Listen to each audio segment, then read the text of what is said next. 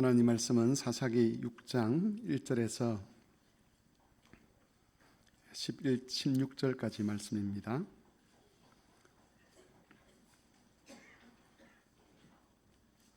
구약성경 370쪽입니다.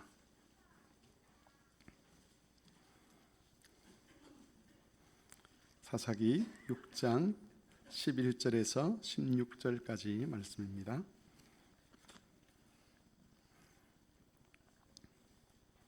초등부는 다 폈어요? 네. 사사기 6장 11절에서 16절까지 한 절씩 교독함으로 말씀을 받도록 하겠습니다. 여호와의 사자가 아비에셀 사람 요아스에게 속한 오브라에 이르러 상수리 나무 아래 앉으니라. 마침 요아스의 아들 기드온이 미디안 사람에게 알리지 아니하리 하여 밀을 포도주 틀에서 타작하더니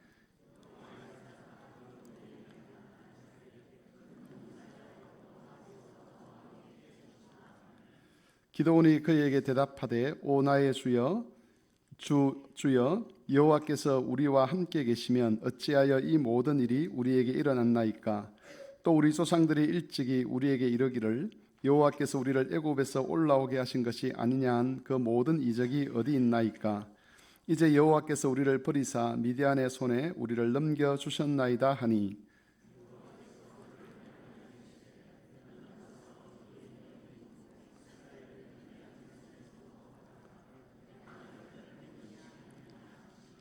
그러나 기드온이 그에게 대답하되 오 주여 내가 무엇으로 이스라엘을 구원하리이까. 보소서 나의 집은 므낫세 중에서 즉 극히 약하고 나는 내 아버지 집에서 가장 작은 자니이다 하니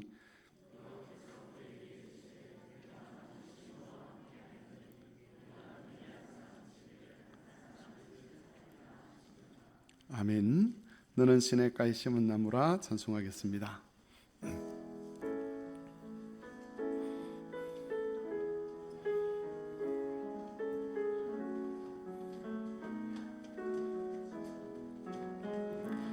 너는 시냇가에 심은 나무라. 하나님의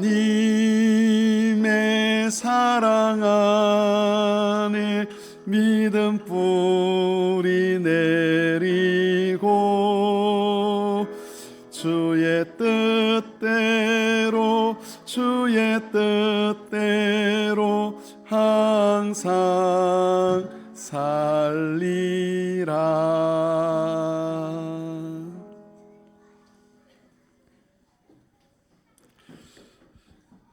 네, 오늘은 사사기 6장 11절에서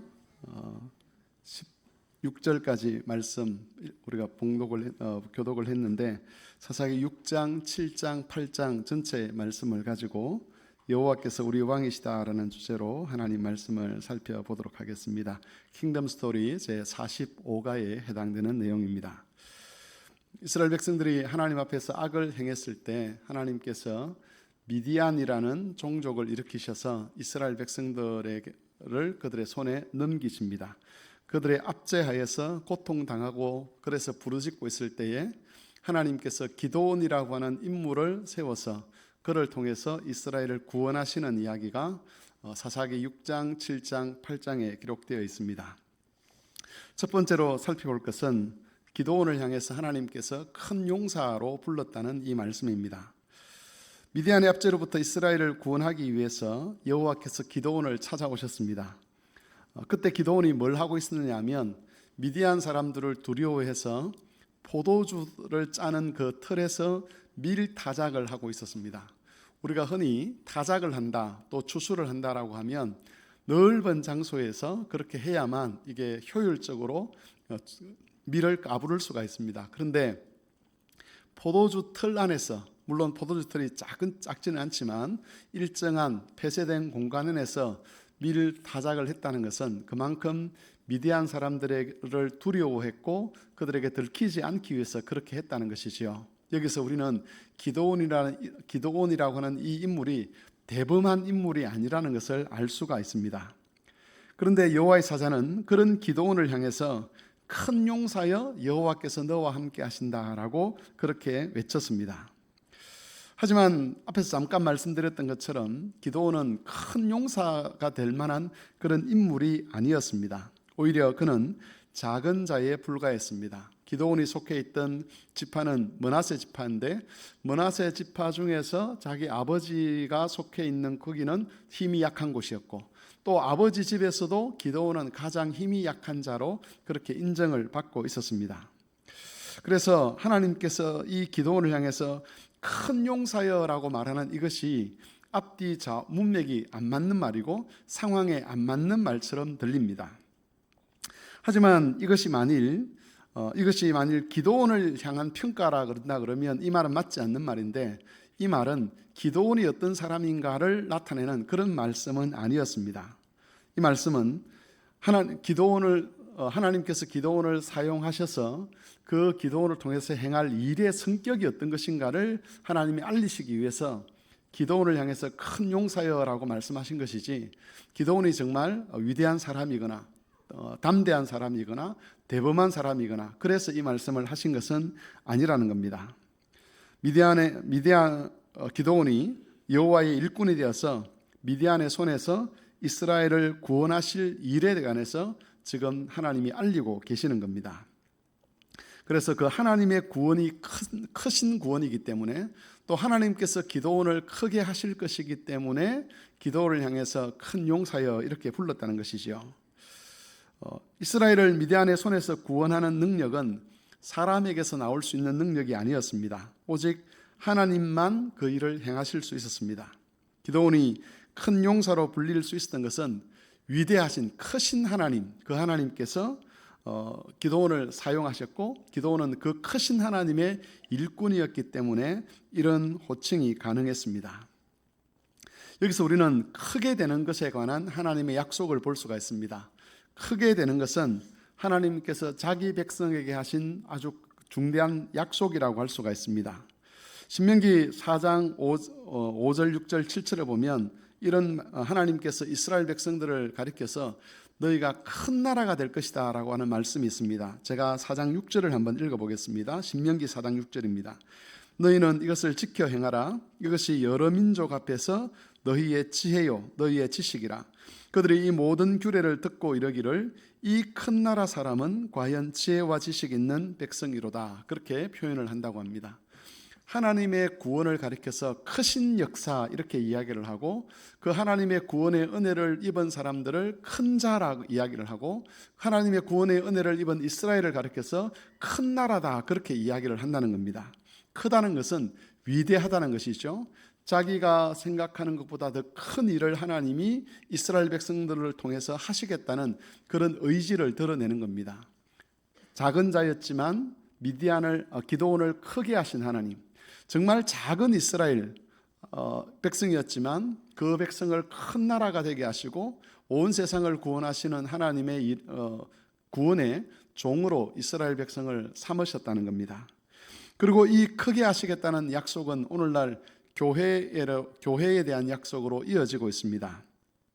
우리가 신약 성경에 보면 하나님께서 교회를 향해서 하신 말씀 중에 성령께서 함께 하실 것이다 라고 하시는 말씀이 있습니다. 사도행전 1장 8절에 보면 성령이 교회에 임하시면 예루살렘과 유다와 사마리아와 땅끝까지 이르러 내 증인이 될 것이다 라고 이야기를 하는데 그때 그 하나님의 증인되는 사역, 하나님의 구원의 일을 행하는 그 사역을 가리켜서 큰 일이라고 성경은 말하고 있습니다. 그러니까 우리 교회라는 것도 이런 어떤 규모나 또는 수 이런 것들에 의해서 그 일의 크기가 결정되는 것이 아니라 하나님께서 그 작은 교회 또는 그 세상적인 힘이 없어 보이는 그런 교회를 하나님의 일꾼으로 삼아서 큰 일을 행하게 하신다는 것인데 그 큰 일의 실체는 뭐냐? 바로 믿지 않는 자들을 구원하여 하나님 백성이 되게 하고 이 세상 나라에 하나님 나라가 침투해 들어와서 세상 나라가 하나님 나라로 바뀌도록 하는 그 일에 우리를 사용하신다는 것이지요. 그래서 우리는 항상 교회가 이 큰 일을 할 수 있는 교회가 되기를 위해서 기도해야만 합니다. 기도원 한 사람, 그 사람이 하나님께로부터 큰 자로 여김을 받았다, 여기서 그치는 것이 아니라 이것이 기도원을 향한 약속이기도 하지만, 그러나 교회를, 구약시대 이스라엘 백성을 향한 약속이고 그것이 또한 교회를 향한 약속이기 때문에 우리는 이 하나님의 약속을 우리 교회에 이루어 주시기를 기도해야 합니다. 그래서 우리가 하나님의 그 크신 일을 감당하는 교회가 되어서 말씀이 왕성해지고 믿는 자의 수가 더해져서 하나님이 하시고자 하는 그 크신 역사가 이 교회를 통해서 펼쳐가도록 그렇게 기도해야 하는 것입니다. 두 번째로 살펴볼 것은 우리가 잘 알고 있는 기도원의 양털 시험입니다. 미디안과 아말렉과 동방 사람들이 다 모여서 요단을 건너와서 이스라엘 골짜기에 진을 쳤을 때에 여호와의 영이 기도원에게 임했습니다.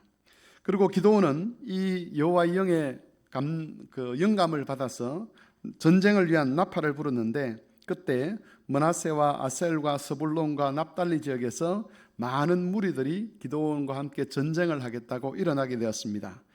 그 수를 보면 3만 2천 명쯤 되지요. 하지만 미디안 연합군에 비하면 이 수는 아주 적은 수에 불과했습니다. 그래서 기도원이 어느 정도 두려움을 가졌던 것 같습니다. 그 상황에서 기도원이 했던 것이 양털 시험입니다. 하나님, 오늘 새벽에는 양털이 젖지 않고 말라있게 하시고 다른 주변에는 다 젖게 하시고, 또 한 번은 뭐라고 이야기하죠? 양털만 물이 가득하게 하시고 다른 주변은 다 마르게 해주십시오. 이런 양털 시험을 하나님께 요청합니다. 오늘날 많은 사람들이 기도원이 행했던 이 행동을 미신적으로 따라하려고 합니다. 이게 하나님의 뜻인가 아닌가를 물을 때에 기도원이 했던 것과 비슷한 그런 시험을 하나님 앞에서 한다는 것이죠. 저도 이전에 성경을 잘 모를 때에 이런 것을 해본 적이 있습니다. 제가 군대에 가기 전에 하나님이 정말 살아계시는가, 제가 생각해 보니까 하나님이 없는 것 같기도 하고, 또 철학 공부를 하다 보니까 내가 교회에 속은 것 같기도 하고, 그래서 하나님과 단판을 짓기로 했습니다. 딱 기숙사 뒤에 올라가 가지고 제가 가지고 있던 찬송가를 딱 펴놓고 일기예보에 내일부터 모레까지 비가 많이 내린다는 그런 예보를 듣고는 하나님이 살아계시면 다른 데서는 다 비가 내려서 다 젖지만 이 찬송가에만은 비가 안 젖게 해주십시오, 그렇게 기도하고 제가 어디를 좀 다녀왔습니다. 그리고 이틀이 지났습니다. 비가 억수같이 쏟아졌습니다. 제가 하나님이 살아계시면 이 찬송가가 안 젖게 해주십시오라고 기도를 했지 않습니까? 그리고 한 2, 3일 있다가 제가 기도했던 그 뒷산에 올라갔었습니다. 여러분, 찬송가가 젖었겠습니까? 안 젖었겠습니까? 믿음이 없으십니까? 찬송가가 홈박 젖어 있었습니다. 그래서 제가 그 젖은 찬송가를 공중으로 집어던지면서 이제는 하나님이 없다, 이제는 내가 자유다 이러고 하나님을 떠났던 적이 있었습니다. 이런 것은 이 기도원의 양털 시험을 미신적으로 이해했기 때문에 제가 했던 행동입니다. 잘못된 행동입니다. 우리는 기도원이 했던 이 양털 시험의 성격을 좀 알아야만 합니다. 이 시대에는 하나님의 뜻을 확인할 수 있는 계시라는 것이 없었습니다. 그러니까 성경 하나님 말씀을 전하는 선지자도 없었고요. 오랫동안 이스라엘 백성들 가운데 하나님의 뜻을 알리는 그런 선지자나 그런 제사장 역할을 하는 사람들이 제대로 없었습니다. 그래서 하나님의 뜻을 물을 수 있는 방법 자체가 없었던 그런 상황이었습니다. 그런 상황에서 기도원이라는 인물이 정말 하나님의 뜻이 무엇인지, 정말 하나님께서 우리를 도우실 것인지를 확인하기 위해서 그들이 할 수 있는 그 시대에 하나님의 뜻을 확인하는 방법으로 양털 시험을 한 겁니다. 그런데 우리는 다르지요. 우리에게는 뭐가 있습니까? 우리에게는 하나님의 말씀이라는 것이 있습니다. 그래서 제가 거기 히브리서 1장 1절 2절 말씀을 거기에 적어놨는데, 히브리서 1장 1절 2절 말씀 같이 한번 읽어보겠습니다. 옛적에 선지자들을 통하여 여러 부분과 여러 모양으로 우리 조상들에게 말씀하신 하나님이 이 모든 날 마지막에는 아들을 통하여 우리에게 말씀하셨다, 그렇게 되어 있습니다. 이전에 하나님께서 하나님의 계시를 드러내는 방편은 여러 가지였습니다.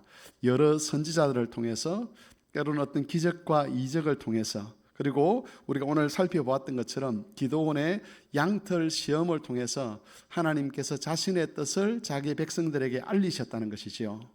그런데 그렇게 자기 백성들에게 하나님의 뜻을 계시하시던 여호와께서 이 시대에는 그리스도께서 오신 이후에는 하나님의 아들을 통하여 우리에게 말씀하신다는 겁니다.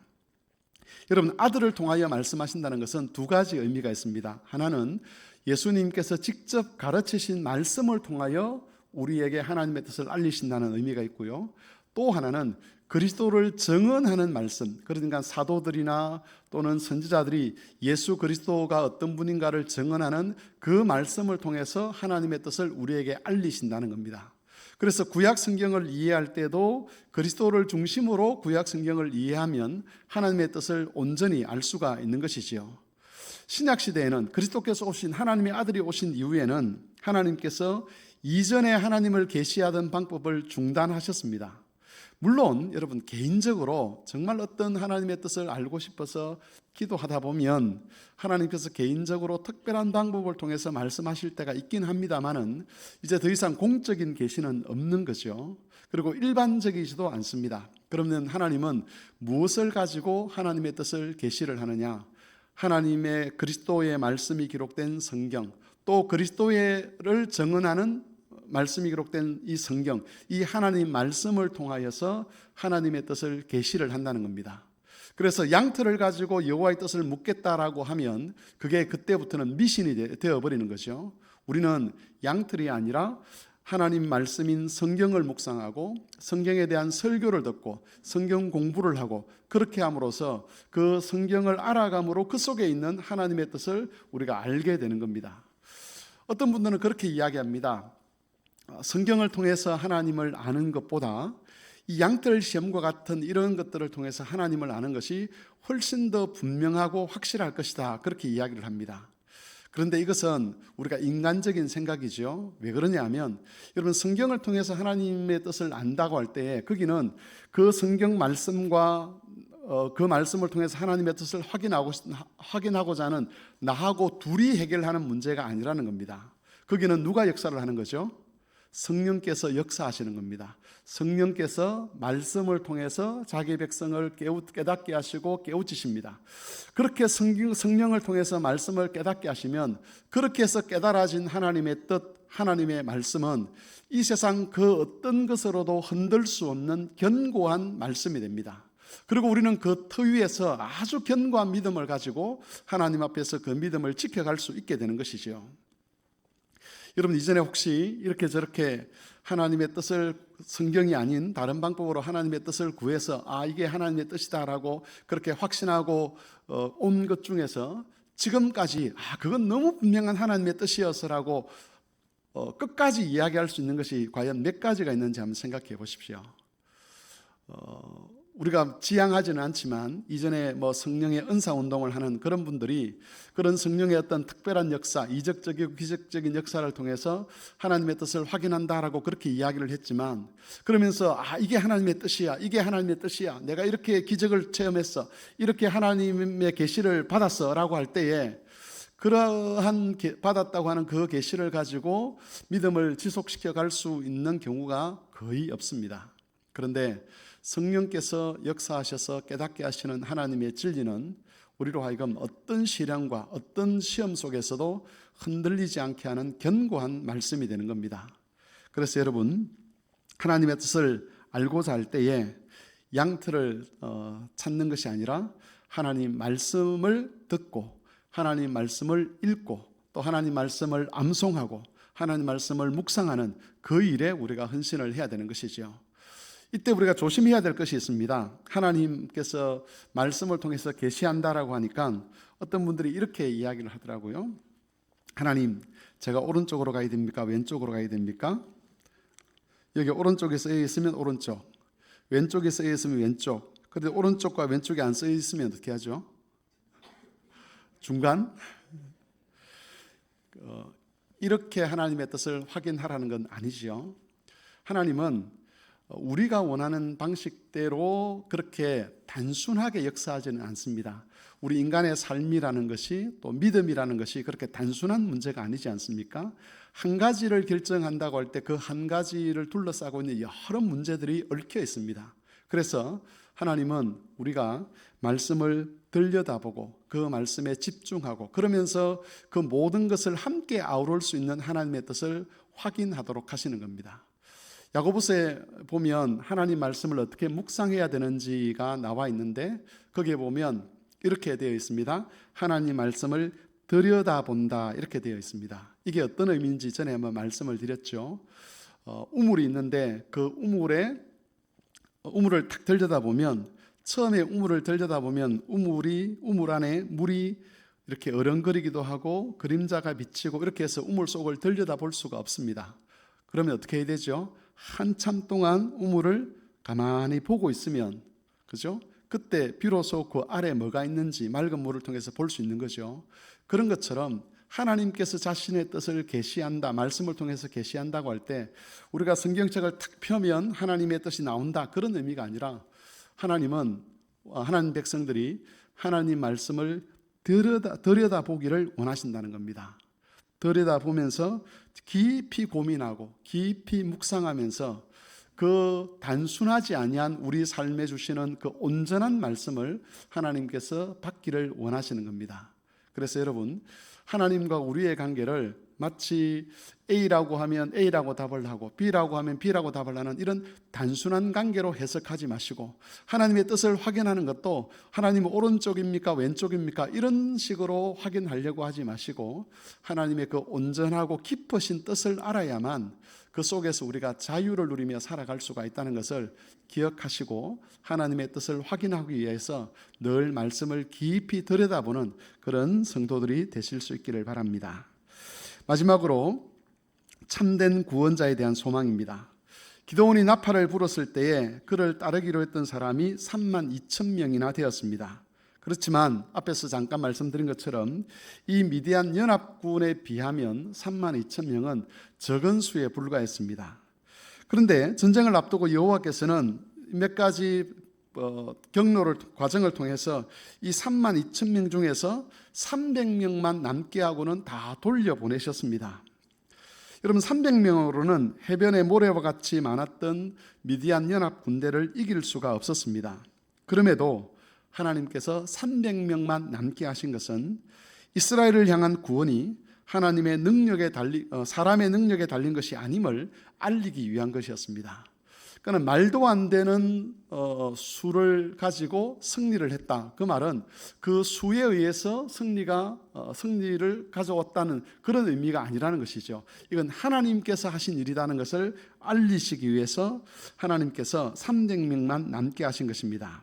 그래서 여러분 우리가 이 기드온 이야기를 할 때에 기드온과 300용사 이런 표현을 쓰는데 사실 이건 잘못된 표현이죠. 그들은 용사라고 할 수가 없습니다. 이 초점은 이 300명이 얼마나 헌신했느냐, 이 300명이 얼마나 용사같이 일을 했느냐 거기에 초점이 있는 것이 아니라 300명이라고 하는 이 미미한 숫자를 가지고 그 해변의 모래와 같이 많았던 미디안 연합군을 이기게 하신 하나님의 능력에 초점 맞추기 위해서 300명이라는 숫자를 남겼는데 사람들은 자꾸 이 300명이 마치 위대한 것처럼 그렇게 자꾸 이야기를 한다는 겁니다.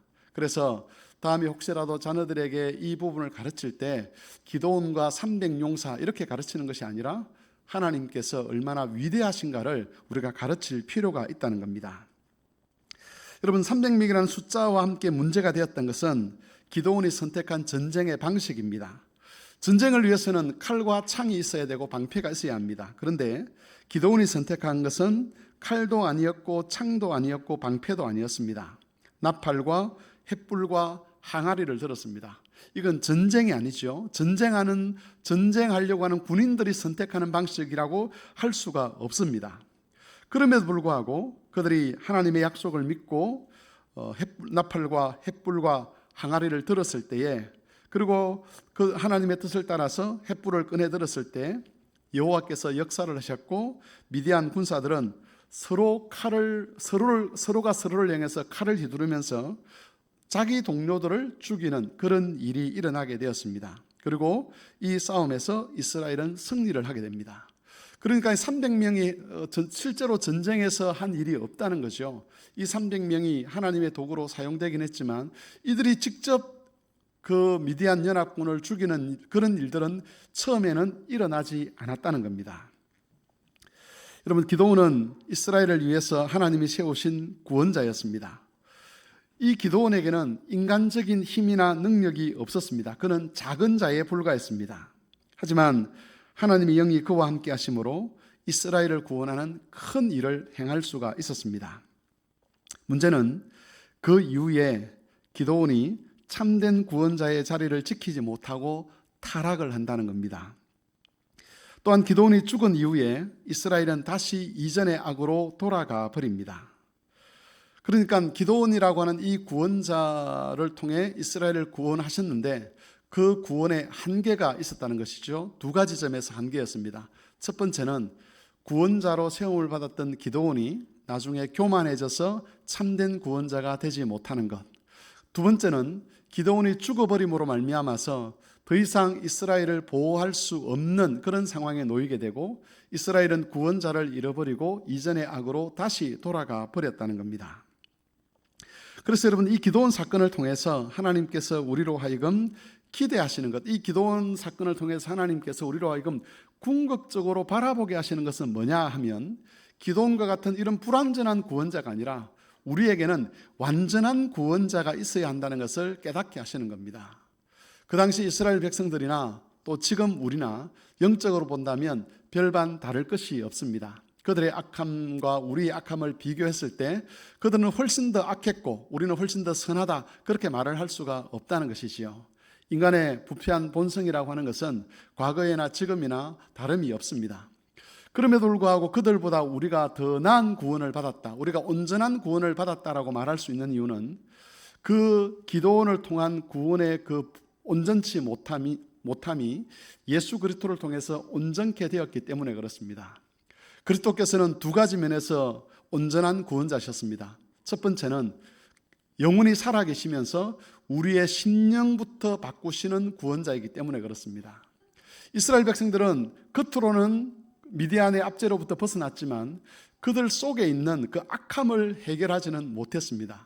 그런데 오전에 살펴보았던 것처럼 하나님께서 보내신 새 구원자, 온전한 구원자이신 그리스도께서는 우리의 심령부터 바꾸시는 거죠. 우리의 마음이 하나님을 사랑하도록, 하나님의 법을 즐거워하도록, 비록 부족하지만 죄를 이기고 하나님을 향하여 나아가도록 하는 거룩한 마음을 하나님께서 우리에게 주셨습니다. 그리고 그것이 사라지지 않도록 영원히 우리의 구원자가 되셔서 우리로 하여금 그 일을 계속해 갈 수 있도록 하시는 분이 바로 우리의 온전한 구원자이신 예수 그리스도입니다. 그리고 이 예수 그리스도께서는 실패하지 않으실 것인데 그리스도께서 오셔서 다시 재림하시겠다고 하신 그 약속 기간 동안에 우리를 완전히 떠나신 것이 아니라 우리를 위해서 성령 하나님을 보내시고 그 성령께서 구원자 그리스도의 역할을 대신하도록 우리에게 복을 내려주셨습니다. 그래서 똑같은 타락한 부패한 인생이지만 이 기드온이라는 온전치 못한 구원자를 통해서 일어난 구원 사건에는 한계가 있었지만 예수 그리스도를 통해서 일어난 이 구원 사건에는 한계가 없다는 겁니다. 우리의 속 사람부터 변화시키시고 그리스도께서 재림하셔서 세상을 완전히 심판하시고 완전한 구원을 이루실 그때까지 우리를 변화시켜서 그리스도의 수준으로 우리를 끌어올리시는 그 일에 실패하지 않기 때문에 그리스도의 구원을 완전한 구원이라고 할 수 있는 것입니다. 예수 그리스도는 기드온처럼 실패하지 않습니다. 우리를 변화시키실 것이고 마음에서부터 새로워지게 하실 것이고 인생 전체를 새롭게 하실 것입니다.